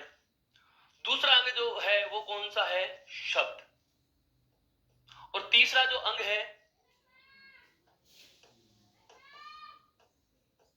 वाक्य। भाषा हो या व्याकरण हो, भाषा या व्याकरण के कितने अंग हैं? 3 अंग हैं। कौन कौन से 3 अंग हैं? एक तो है वर्ण, एक है हमारा कौन सा? शब्द, और एक कौन सा है? वाक्य। चाहे भाषा के लिए कहा जाए चाहे व्याकरण के लिए कहा जाए, जवाब कितना होगा? 3। कौन कौन से हैं? वर्ण, शब्द और वाक्य। अब हम व्याकरण में इन चीजों को पढ़ेंगे कैसे, उनको पढ़ने का क्रम क्या होता है? वास्तविक क्रम वो वाला क्रम हमें याद रखना है जिससे एक टॉपिक को पढ़ लेने के बाद हमारा दूसरे वाला बिंदु उसमें जरूरत महसूस होती है। या मैं कहूं कि जैसे उठा करके हम बीच में से संधि वाला टॉपिक पढ़े, उठा करके बीच में से मुहावरे और लोकोक्ति पढ़ने लग गए, एक क्रम भंग करके यदि पढ़ेंगे तो वो बचकाना सा होगा। हम पॉइंट टू पॉइंट पढ़ेंगे, अप टू डेट पॉइंट पढ़ेंगे, टोटल बिंदु पढ़ाऊंगा, 1 से लेकर के 100 तक पढ़ना नहीं है, हमें 0 से 100 तक पढ़ना है। 0 और 1 में तो बहुत बड़ी संख्या रह गई, तो उन चीजों को हम न छोड़ते हुए पढ़ेंगे। तो शुरू से आरंभ करेंगे कहां से, देखो सबसे पहले हम बात करेंगे किसकी, वर्ण की। और वर्ण के शुरू कहां से होगा, वर्ण विचार से। सबसे पहला हम जो बिंदु लेंगे वो कौन सा लेंगे, वर्ण विचार लेंगे। सबसे पहला जो बिंदु रहेगा वो कौन सा रहेगा, वर्ण विचार का। और वर्ण विचार में हम कौन कौन सी चीजों पे चर्चा करने वाले हैं, वर्ण विचार में हम 2 चीजें पढ़ेंगे, क्या क्या, एक तो पढ़ेंगे इसमें स्वर, और एक इसमें पढ़ेंगे क्या, व्यंजन। एक सेटअप समझा रहा हूं कि हिंदी वास्तव में है क्या। बहुत सारे टॉपिक नहीं होते, बहुत सारे हिंदी व्याकरण में व्याकरणिक बिंदु नहीं है। पूरी हिंदी व्याकरण केवल 3 बिंदुओं में बटी हुई है, वर्ण, शब्द और वाक्य। हिंदी व्याकरण के केवल 3 ही पॉइंट हैं, वर्ण, शब्द और वाक्य। अब जो अन्य हम बहुत सारे अनगिनत टॉपिक इसमें देखते हैं, उनका क्या सिस्टम है वो समझना है। वर्ण, शब्द और वाक्य के लिए वर्ण में अपन वर्ण विचार के अंतर्गत कौन कौन से बिंदुओं पर चर्चा करेंगे, एक तो स्वर पे चर्चा करेंगे, और दूसरा जो हमारा बिंदु रहेगा वो कौन सा रहेगा, व्यंजन पे। इसका मतलब यह हुआ कि हम एक चर्चा तो स्वर पे करने वाले हैं और एक व्यंजन पे करने वाले हैं। अब इन दोनों टॉपिकों की सहायता से हमारे जो बिंदु समझ में आने वाला है वो टॉपिक समझ में आएगा कौन सा, संधि। दोस्तों वापस से समझना इस चीज को, एक दूसरा टॉपिक एक दूसरे से संबंध रखता है। हम बांट के नहीं पढ़ेंगे, पूरी व्याकरण को जोड़ते हुए पढ़ेंगे, कोरिलेटेड करके पढ़ेंगे। एक दूसरे टॉपिक की जहां जरूरत पड़ती है हमें उन टॉपिकों की गुत्थियों को बांधे हुए पढ़ना है और सारी चीजों को माइनर समझना है। तो वापस से बता रहा हूं, वर्ण विचार के अंतर्गत सबसे पहले मैं बात करूंगा आपके साथ में कौन से टॉपिक पे हम बात करेंगे, वर्ण विचार पे। वर्ण विचार में हम 2 बिंदु लेंगे, कौन कौन से, एक तो स्वर और एक कौन सा, व्यंजन। जब स्वर और व्यंजन पढ़ लेंगे उसके बाद में हम इस स्वर और व्यंजन से जिस बिंदु पर पहुंचेंगे वो वाला बिंदु हमारा कौन सा हो जाएगा, संधि। 3 चीजों की बात कर चुका हूं, कौन कौन से की, स्वर, व्यंजन और संधि। अब बात आती है क्या, अगला बिंदु हमारा जो होगा वो कौन सा होगा, शब्द का। इस शब्द में हम कौन कौन से बिंदुओं पे चर्चा करेंगे। हिंदी व्याकरण का सबसे ज्यादा बड़ा पार्ट कहां पर आएगा, आपके शब्द वाले भाग में आएगा। देखो शब्द में सबसे पहले हम बात करेंगे कौन से पे, इन शब्दों की उत्पत्ति के आधार पर इसके कितने प्रकार होते हैं। सबसे पहले तो इन शब्दों की क्या उत्पत्ति के आधार पर इनके कितने प्रकार होते हैं उस पे। उत्पत्ति के आधार पर शब्दों के जो 5 प्रकार है, तत्सम वाला, तद्भव, देशज, विदेशी और संकर वाला। उसके बाद में हम बात करेंगे इन शब्दों की प्रयोग और रचना। उत्पत्ति के बाद में हम बात करेंगे कहां से, रचना के संदर्भ में बात करेंगे कि इन शब्दों की रचना कहां से हुई है, या मैं कहूंगा कि रचना के आधार पर कौन कौन से शब्द होते हैं, कितने प्रकार के शब्द होते हैं। रचना के बाद में जो हमारा बात होगी कि इन शब्दों का अर्थ क्या क्या होता है, उस अर्थ के आधार पर अपन शब्दों के बारे में वार्तालाप करेंगे। वापस से बता रहा हूं, शब्द वाले बिंदु के अंतर्गत कौन कौन सी चीजें पढ़ेंगे, एक तो उत्पत्ति के आधार पर शब्दों के प्रकार पढ़ेंगे, तत्सम, तद्भव, देशज, विदेशी और संकर वाला। फिर रचना में पढ़ेंगे 3 जो रूढ़, यौगिक और योग रूढ़ आएंगे। उसके बाद में जो अर्थ के आधार पर, यह सबसे ज्यादा बड़ा भाग होता है हिंदी व्याकरण का, जिसमें 2 चीजें निकल के आती हैं, एक तो सार्थक वाला भाग और एक निरर्थक वाला भाग। सार्थक में वो वाला पोर्शन आ जाता है जो विद्यार्थियों आपको स्वयं को पढ़ना है, मेरी सहायता से पढ़ना है। पर्याय शब्द हैं, विलोम शब्द हैं, एकार्थी शब्द हैं, अनेकार्थी शब्द हैं, जो युग्म शब्द हैं, वाक्यांश के लिए एक शब्द है, और शब्द शुद्धि वाला बिंदु, वो सारा का सारा कौन से पार्ट में देखा जाएगा, शब्द के अर्थ वाले में। अर्थ के बाद में एक जो अपन बात करेंगे जिसके बारे में, वो आएगा विकार। वो कौन सा भाग आएगा, विकार के आधार पर शब्दों का प्रकार। और ये विकार के आधार पर जो शब्दों का प्रकार है, ये हिंदी व्याकरण के शब्द वाले भाग में एक बेस टॉपिक कहा जा सकता है, आधार बिंदु कहा जा सकता है, क्योंकि यहीं से हमारे 2 भाग निकल के आएंगे। एक नाम हमारे सामने निकल के आएगा कौन सा, विकारी, और एक नाम निकल के आएगा हमारे सामने कौन सा, अविकारी। बहुत अच्छे से समझना इस चीज को, सिलेबस का गणित समझा रहा हूं कि वास्तव में हिंदी व्याकरण के पाठ्यक्रम में है क्या, हिंदी व्याकरण की चीजें कैसे कैसे बढ़ती हैं। हिंदी व्याकरण में 3 बिंदु है केवल, वर्ण, शब्द और वाक्य, और वहीं से मैं आपको जोड़ते हुए लेके चल रहा हूं आगे, विकारी और अविकारी।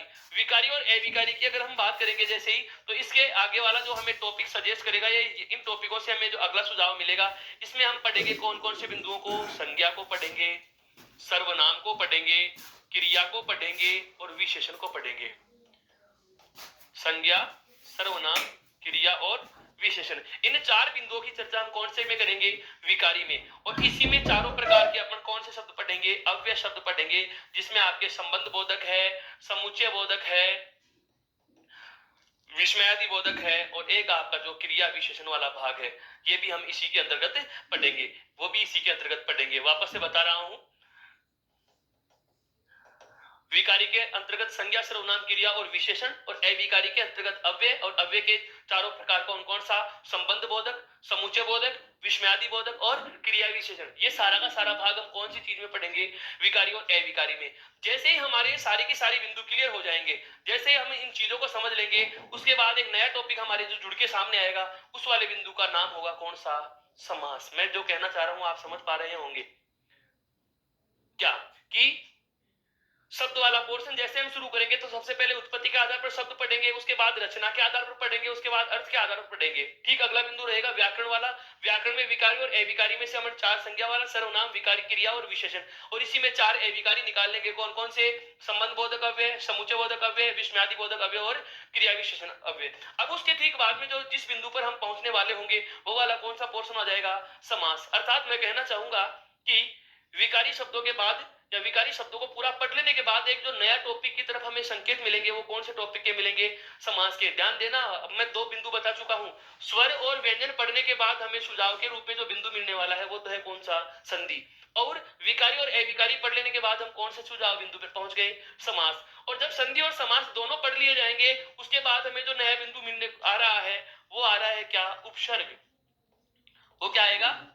उपसर्ग। ये एक एक टॉपिकों का क्रम होता है। यदि आप सीधे उपसर्ग पढ़ना चाहो तो केवल रटने वाला थीम होगा, इसके अलावा कुछ नहीं है। अगर आप सीधे के सीधे प्रत्यय पढ़ना चाहो, इसके अलावा सीधा का सीधा यदि आप प्रत्यय पढ़ना चाहो तो हमारे पास केवल रटने के अलावा और कोई विकल्प ही नहीं रहता। अगर प्रत्यय को समझना है या उपसर्ग को समझना है तो जो क्रम बता रहा हूं उस क्रम का सीक्वेंस समझना, फिर उसके बाद रटने की आवश्यकता नहीं है। हिंदी व्याकरण मैथ्स की तरह पूरा टेक्निकली है। इसको अगर थीम समझ में आ गई तो पूरा टॉपिक समझ में आ जाता है, और सारे के सारे व्याकरणिक बिंदु एक से दूसरा जुड़ा हुआ है। एक बिंदु समझ में आने के बाद ही दूसरा आता है। जैसे स्वर और व्यंजन बिना पढ़े संधि पढ़ना असंभव है, और यदि संधि पढ़ी भी जाती है तो केवल रटने का विकल्प रहता है। क्यों? क्योंकि हमें वर्ण ही नहीं पता कि यह है क्या चीज। इसका मतलब यह हुआ कि स्वर और व्यंजन पढ़ के हम संधि पर पहुंचेंगे, और शब्दों में उत्पत्ति, रचना, अर्थ और विकार के आधार पर सारे शब्द पढ़ने के बाद हम कहां पहुंचेंगे? समास के ऊपर। अब जब समास और संधि दोनों पढ़ लिए जाएंगे तो नए 2 टॉपिकों का या नए 2 बिंदुओं का हमें सुझाव मिल जाएगा। और उन नए 2 बिंदु कौन कौन से हो गए? एक तो हो गया उपसर्ग और एक कौन सा हो गया? प्रत्यय। एक तो गया उपसर्ग और एक कौन सा हो गया? प्रत्यय। और जब संधि, समास, उपसर्ग और प्रत्यय पढ़ लेंगे तो इसके ठीक बाद में हम जिस बिंदु पे पहुंचेंगे वो वाला बिंदु आएगा हमारा कौन सा? शब्द शुद्धि। वो वाला बिंदु कौन सा आएगा? शब्द शुद्धि।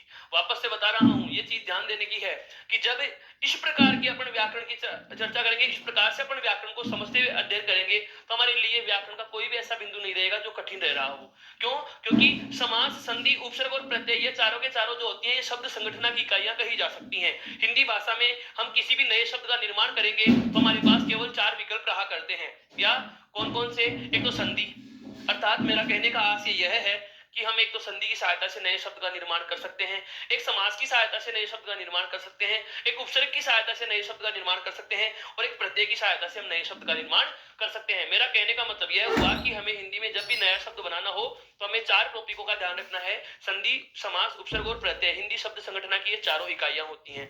और जो विकार और अविकार के लिए जो 4 संज्ञा, सर्वनाम, क्रिया और विशेषण, और ये 4 समुच्चय बोधक, संबंध बोधक, विस्मयादि बोधक और क्रिया विशेषण, ये जो अव्यय निकल के आते हैं ये आते हैं शब्द रूपांतरण से। कहां से निकल के आ रहे हैं? शब्द रूपांतरण से। बिंदुओं को समझना है, हिंदी व्याकरण में अलग से कुछ नहीं है।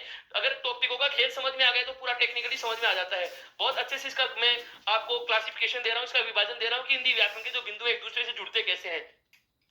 स्वर और व्यंजन पढ़ने के बाद संधि जुड़ जाएगी, स्वर और व्यंजन के बाद संधि जुड़ जाएगी, और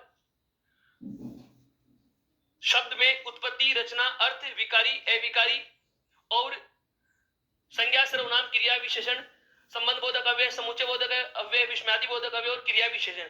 उसके ठीक बाद में हमारे पास में कौन सा बिंदु आ गया? समास वाला बिंदु आ गया। समास और संधि दोनों पढ़ने के बाद में हमने बात कौन से आरंभ करेंगे? उपसर्ग और प्रत्यय पे आरंभ करेंगे। उसके बाद में हमारी जो अगली वाली बात रहेगी वो किस पे रहेगी? शब्द शुद्धि पे। किस पे रहेगी? शब्द शुद्धि पे रहेगी। शब्द शुद्धि के बाद में बात करी जाएगी तो ये जो शब्द विकारी और अविकारी वाले जो 8 प्रकार हैं ये कहां से निकल के आ रहे हैं? शब्द रूपांतरण से। और शब्द रूपांतरण में भी 4 चीजें हमें पढ़ने को मिलेंगी। वो कौन कौन सी हैं उनके बारे में बता रहा हूं। देखो, एक तो हम पढ़ेंगे लिंग, एक हम पढ़ेंगे वचन, एक तो पढ़ेंगे कौन सा? लिंग, एक पढ़ेंगे वचन, एक हम बात करेंगे काल पे, और एक हम पढ़ेंगे कारक। एक कौन सा पढ़ेंगे? कारक। मैं वापस से दोहरान कर रहा हूं इस चीज का। शब्द रूपांतरण में हमारे पास 4 बिंदु समझ निकल के आएंगे। एक तो कौन सा? लिंग, एक वचन, एक काल और एक कारक। ये 4 बिंदु, उनको तो कहा जाता है परिवर्तन की इकाइयां। शब्द को बदलना हो तो शर्तें होती हैं 4। हिंदी में किसी भी शब्द में परिवर्तन करना है, हिंदी में किसी भी शब्द का प्रयोग या किसी भी शब्द को परिवर्तन करना है तो हमें कौन से? इन चारों चीजों का ही प्रयोग में लेना होगा। सबसे पहले कौन कौन से का? लिंग, उसके बाद में वचन, उसके बाद में काल और उसके बाद में कारक। ये चारों की चीजें पढ़ने के बाद में हमारा जो ये शब्द रूपांतरण वाला पार्ट है, ये जो हमारा शब्द परिवर्तन वाला पार्ट है, शब्द रूपांतरण जिसको मैंने कहा, शब्द रूपांतरण से मेरा संदर्भ यह है कि किसी भी शब्द को परिवर्तन कैसे करते हैं। किसी भी शब्द को परिवर्तन करने के लिए हमारे पास 4 तरीके हैं। 4 तरीकों में सबसे पहला कौन सा आ रहा है? लिंग। दूसरा कौन सा आएगा? वचन। तीसरा आएगा काल और चौथा आएगा कारक। ये चारों चीजें कहां से निकल के आएंगी? विकारी और अविकारी के लिए आवश्यक शर्तों में। कि विकारी का कैसे बनेंगे? जो इन पे बदलेंगे। अविकारी कौन से होंगे? जो इन शर्तों से नहीं बदलेंगे। इसलिए इन दोनों के लिए बेस्ट टॉपिक वो वाली चीज हो गई। ये सारा का सारा पोर्शन हम कौन से बिंदु में पढ़ रहे हैं? शब्द में। तो मेरा कहने का मतलब यह है कि हिंदी व्याकरण का जो सबसे बड़ा भाग है, हिंदी व्याकरण का जो सबसे बड़ा पार्ट है वो कौन सा है? शब्द विचार। कौन सा है? शब्द विचार। हिंदी व्याकरण का जो सबसे बड़ा पार्ट है वो कौन सा पार्ट है? शब्द विचार वाला पार्ट है। अब बात आती है, जब वर्ण पढ़ लिया, वर्ण से स्वर, व्यंजन और संधि पढ़ ली, जब शब्द पढ़ लिया, उत्पत्ति, रचना, अर्थ, विकार, अविकारी और विकारी, लिंग, वचन, काल और कारक, संधि, समास, उपसर्ग और प्रत्यय, ये सारा पढ़ने के बाद अगर अपन आगे बढ़ेंगे तो जो नया बिंदु हमारे सामने निकल के आएगा वो नया वाला बिंदु कौन सा होगा? वाक्य। और इस वाक्य में क्या पढ़ेंगे? वाक्य विचार के अंतर्गत हम क्या पढ़ेंगे? वाक्य के प्रकार। क्या पढ़ेंगे? वाक्य के प्रकार। और वाक्य के जो प्रकार है, उस वाक्य के प्रकारों में देखो, सबसे पहले हम बात करेंगे किसकी? साधारण वाक्य की।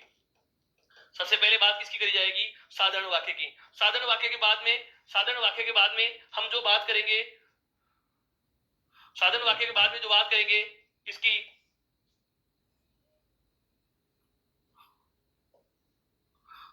संयुक्त वाक्य की। साधारण के बाद में जो बात करेंगे वो किसकी करेंगे? संयुक्त की। और संयुक्त के बाद में जो बात करेंगे वो किसकी करेंगे? मिश्र वाक्य की। साधारण वाक्य की बात करेंगे, संयुक्त वाक्य की बात करेंगे और उसके बाद में बात किसकी करेंगे? मिश्र वाक्य की बात करेंगे। साधारण, संयुक्त और मिश्र, साधारण, संयुक्त और मिश्र। वाक्य विचार के अंतर्गत जो वाक्य वाला बिंदु पढ़ेंगे हम, उसमें हम वाक्य के क्या पढ़ेंगे? प्रकार। वाक्य के क्या पढ़ेंगे? प्रकार। और वाक्य के प्रकारों में हम सबसे पहले कौन सा लेंगे? साधारण वाक्य। उसके बाद में कौन सा लेंगे? संयुक्त वाक्य। और उसके बाद में कौन सा लेंगे? मिश्र वाक्य। ठीक उसी के बाद इस वाक्य बिंदु में बता रहा हूं, वाक्य के जब तीनों प्रकार पढ़ेंगे उसके बाद अर्थ के आधार पर 8 प्रकार आते हैं। अर्थ के प्रकार जिसको कह सकते हैं, इनकी संख्या कितनी होगी? 8। और जब ये दोनों चीजें हमारे समझ में आ जाएंगी उसके बाद हमारे एक नया टॉपिक निकल के आ रहा है। कौन सा? वाच्य। एक नया टॉपिक निकल के आएगा हिंदी का। कौन सा? व्याकरण का भाग, वाच्य। वापस से बता रहा हूं, हिंदी व्याकरण को हमने कितने भागों में बांट लिया? 3 भागों में। एक तो कौन सा? वर्ण विचार वाला पोर्शन है, एक कौन सा? शब्द विचार वाला पोर्शन है, और एक कौन सा? वाक्य विचार वाला पोर्शन है। इसमें सबसे ज्यादा विस्तार कौन से टॉपिक पर दिया गया? शब्द पे। और उसके बाद में कौन सा? वाक्य पे। वाक्य विचार में वाक्य के प्रकार पढ़ेंगे, प्रकार में साधारण, संयुक्त और मिश्र वाला, और अर्थ के आधार पर 8 भेद, और उसके बाद में अपन वाच्य के 3 भेद, कृतिवाच्य, क्रमवाच्य और भाववाच्य। और जब ये तीनों चीजें हो जाएंगी, कौन कौन सी? साधारण या रचना के आधार पर जो वाक्य के 3 भेद है वो, अर्थ के आधार पर है 8 ये, और इसके बाद में जब वाच्य पढ़ लिया जाएगा तब हमारा जो अंतिम बिंदु निकल के आएगा जिसका नाम होगा कौन सा? वाक्य शुद्धि। कौन सा होगा? वाक्य शुद्धि। ये सारा का सारा भाग जो है, ये व्याकरण का जो इतना सारा खेल है, व्याकरण के जो ये पढ़े जाने वाले सामान्य प्रतियोगी परीक्षाओं में जो व्याकरणिक सिलेबस हुआ करता है, व्याकरणिक जो पाठ्यक्रम हुआ करता है, जिसके सारा का सारा मैंने बोर्ड पे पाठ्यक्रम को एक बोर्ड पे लिखने की कोशिश की, ये सारा का सारा भाग जो कौन सी व्याकरण में आएगा? मौखिक व्याकरण में। कौन सी व्याकरण में आएगा ये? मौखिक व्याकरण में। व्याकरण के भी प्रकार होते हैं दोस्तों, कितने? 2। व्याकरण के भी 2 भाग होते हैं। कौन कौन से? एक तो होता है मौखिक व्याकरण और एक होता है कौन सा? लिखित व्याकरण। अब तक की जो हमारी चर्चा या अब तक का जो पाठ्यक्रम के जो बिंदुओं पर मैं बात कर रहा था, जिसमें वर्ण विचार, शब्द विचार और वाक्य, वर्ण, शब्द और वाक्य के संदर्भ में, जिसमें स्वर, व्यंजन, आपके संधि है, शब्दों का प्रकार, उत्पत्ति, रचना, इनका अर्थ, इनके विकार, विकार, लिंग, वचन, काल, कारक, समास, उपसर्ग और प्रत्यय, और उसके बाद वाक्य और वाक्य शुद्धि के अंतर्गत। ये सारा का सारा भाग कौन सी व्याकरण में आता है भाई? मौखिक व्याकरण में। कौन सी व्याकरण में गिना जाता है? मौखिक व्याकरण में गिना जाता है। और इसके बाद में जो दूसरा प्रकार होता है व्याकरण का, वो कौन सा होता है? लिखित व्याकरण वाला। कौन सा प्रकार होता है? लिखित व्याकरण। और इस लिखित व्याकरण के भाग में हम कौन सी चीजें पढ़ेंगे? रचना। क्या पढ़ेंगे? रचना। और इस रचना में हमारे साथ साथ एक और चीज चलेगी, क्या? प्रारूप लेखन। रचना और प्रारूप लेखन, एक नई सीट से इसको अपन समझ सकते हैं। क्या कि जो दूसरा भाग है कौन सा? लिखित व्याकरण। दूसरा भाग जो कौन सा है? लिखित व्याकरण। इस लिखित व्याकरण में जो हम बात करने वाले हैं, इस लिखित व्याकरण के बिंदु बता रहा हूं। देखो सबसे पहले तो हम इसमें पढ़ेंगे क्या? रचना वाला पोर्शन। एक रचना के साथ साथ इसमें क्या पढ़ेंगे? प्रारूप लेखन। क्या पढ़ेंगे? प्रारूप लेखन। इस प्रारूप लेखन वाले पार्ट में क्या क्या चीजें आएंगी? एक तो पत्र आएंगे, जिसमें आपके सारे के सारे कौन कौन से? कार्यालयी और पारिवारिक। कार्यालयी और पारिवारिक जो हमारे पाठ्यक्रम में चलते हैं, उन सभी की बात करेंगे। कार्यालय को अपन चाहे तो सरकारी कह सकते हैं। क्या कह सकते हैं? सरकारी कह सकते हैं। इसी से जुड़ता हुआ हमारा एक बिंदु और आएगा, कौन सा? अर्ध सरकारी। कौन सा आएगा? अर्ध सरकारी। इसी से जुड़ता हुआ एक टॉपिक और आएगा हमारे, कौन सा? अधिसूचना। क्या होती हैं? ये लेखन के बिंदु हैं सारे के सारे। एलडीसी प्रकार के सिलेबस में, आरएस मुख्य परीक्षा में ये चीजें हमारे बहुत ज्यादा काम में आने वाली हैं। द्वितीय श्रेणी अध्यापक भर्ती परीक्षा में ये चीजें काम में आती हैं। प्रथम श्रेणी भर्ती परीक्षा में ये चीजें काम में आती हैं, और एलडीसी वाले पोस्ट में भी काम में आती हैं। पटवार और ग्राम सेवक अधीनस्थ बोर्ड के एग्जाम में यहाँ से बिल्कुल ये बिंदु चलते हैं। अर्ध सरकारी पत्र है, सरकारी पत्र है, पुलिस एसआई में पूरा पार्ट चलता है इनका 20 क्वेश्चनों का आसपास का। तो अधिसूचना है। एक इसमें हमारे बिंदु आएगा निविदा। एक इसमें हमारा बिंदु आएगा ज्ञापन। एक इसी में आएगा क्या? स्मरण पत्र। एक इसी में आएगा क्या? स्मरण पत्र। और एक इसी में आएगा क्या? विज्ञप्ति। क्या आएगी? विज्ञप्ति या विज्ञापन। इसके अलावा और जो लेखन होगा इस रचना में, अपन क्या क्या पढ़ेंगे? एक तो इसमें देखा निबंध लेखन। इसी रचना में आएगा क्या? रिपोर्ट लेखन। रिपोर्ट को हम हिंदी में कहेंगे क्या? प्रतिवेदन।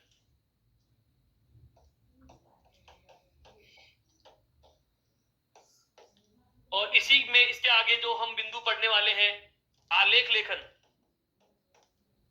इसी के बाद में एक नया बिंदु हम पढ़ेंगे, फीचर लेखन। ये सारा का सारा कौन से भाग में आएगा? लिखित व्याकरण वाला पार्ट। इसके अलावा लिखित व्याकरण में आपके कहानी और नाटक भी लेखन चलता है, लेकिन ये ज्यादातर प्रतियोगिता परीक्षाओं में इस पे चर्चा न करते, क्योंकि इनके इतिहास की बातें की जाती है, इनकी रचना और रचनाकारों में। ये साहित्य से जोड़ के पढ़े जाते हैं, लेकिन ये व्याकरण से जोड़ के पढ़े जाते हैं। तो साहित्य से जोड़ के पढ़े जाने वाले तथ्य हैं, साहित्य से जोड़ के हम पढ़ेंगे कौन कौन सी चीजें? एक तो कहानी का लेखन, एक नाटक का लेखन, एक उपन्यास का लेखन। एक उपन्यास का लेखन, एक जीवनी संस्मरण,